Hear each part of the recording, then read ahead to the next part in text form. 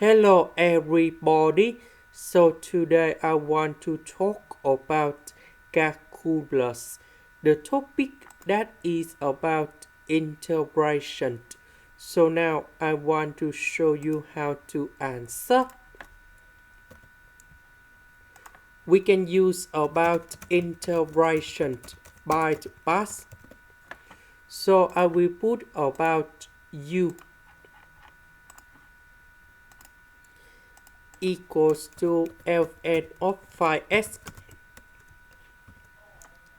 Later that we need to do first the derivative for the both sides, and we have du equal to number 5 over 5s ds. Number 5 divided by number 5, we have number 1.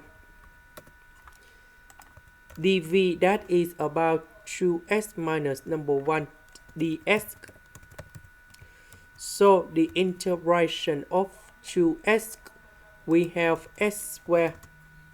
Number 1 that is about s. So we have u multiplied by v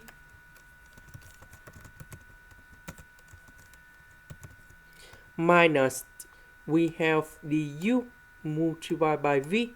So s squared divided by s, we have s. This one with s, we have number 1.